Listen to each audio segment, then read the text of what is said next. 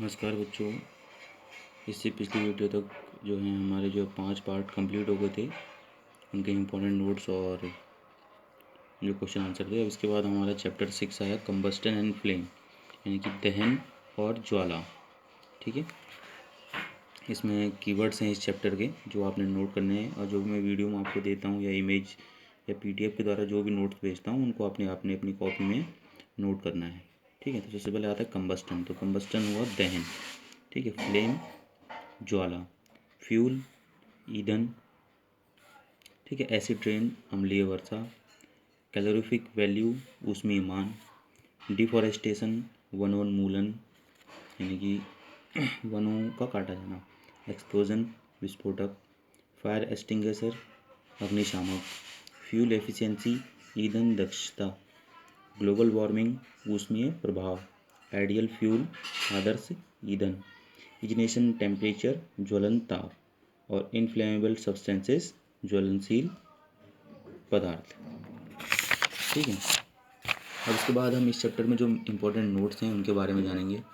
सबसे पहला आता है हमारा कंबस्टन। दहन क्या है करके, a chemical process in which a substance react with oxygen to give off heat is called combustion. यानी कि वह रासायनिक प्रक्रिया जिसमें जो है कोई पदार्थ ऑक्सीजन के साथ मिल करके या ऑक्सीजन के साथ अभिक्रिया करके ऊष्मा प्रदान करता है। ठीक है, ऊष्मा प्रदान करता है तो उस प्रक्रिया को दहन कहा जाता है।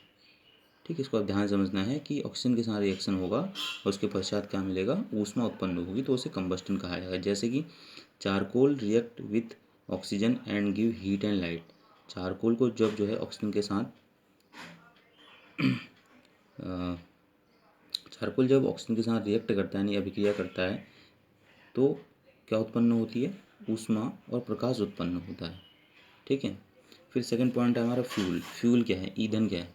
The substance that undergoes combustion is said to be combustible or fuel.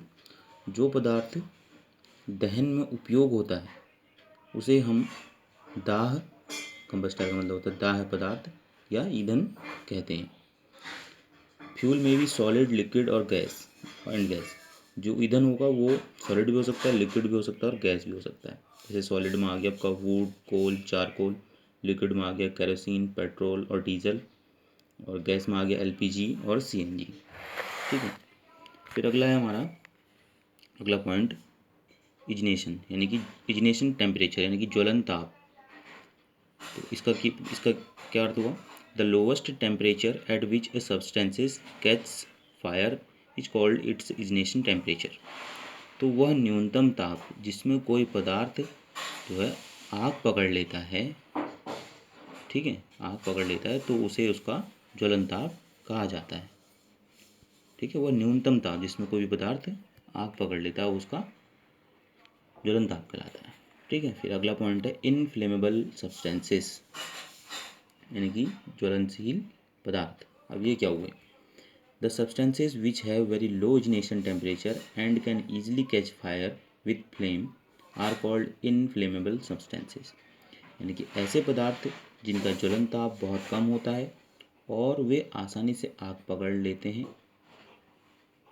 आग पकड़ लेते हैं ज्वाला के साथ, सॉरी, ऐसे पदार्थ जिनका ज्वलन ताप बहुत कम होता है और वे ज्वाला के साथ आसानी से आग पकड़ लेते हैं या आग पकड़ने के बाद ज्वाला उत्पन्न करते हैं, इनफ्लेमेबल यानी ज्वलनशील पदार्थ कहलाते हैं। जैसे कि पेट्रोल LPG अल्कोहल, ठीक है, डीजल, ऐसे कई और भी हो सकते हैं।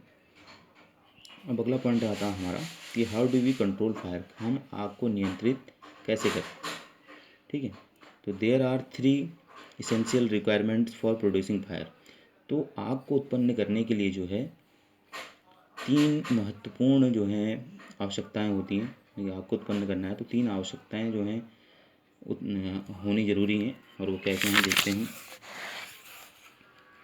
फ्यूल, सबसे पहले तो ईंधन, दूसरा एयर जो है उसको आग पकड़ने में सहायता करे। ऑक्सीजन क्या करती है, एयर में मौजूद ऑक्सीजन आग पकड़ने में सहायता करती है। और थर्ड हीट यानी कि तापमान, to raise temperature of the fuel, जिससे कि जो ईंधन का जो है तापमान बढ़ सके, यानी कि ऊष्मा कह सकते हैं इसको। ठीक है। Fire can be controlled by removing one और मोर ऑफ दीज रिक्वायरमेंट्स। तो आग को हम तब नियंत्रित कर सकते हैं जब जो ये रिक्वायरमेंट हैं, जो ये 3 रिक्वायरमेंट हैं, इनमें से हम किसी 2 को, 1 को या 2 को हटा दें या कंट्रोल कर लें, नियंत्रित कर लें या हटा दें। The job of a removing extinguisher is to cut off the supply of air. तो जो अग्निशामक यंत्र होते हैं, जैसे कि आपने स्कूलों में लगे हुए, वैनों में लगे हुए, ठीक है, जो अग्निशामक दलों के पास होते हैं, सिलेंडरों में भरे हुए, ठीक है, तो इसका क्या कार्य होता है, ये जो है एयर की सप्लाई को हटा देते हैं, कट ऑफ कर देते हैं, और to bring down the temperature of the fuel. और क्या करते हैं, या क्या करते हैं कि जो तापमान होता है ईंधन का, उसको कम कर देते हैं, और बोथ या दोनों ही चीज़ कर देते हैं।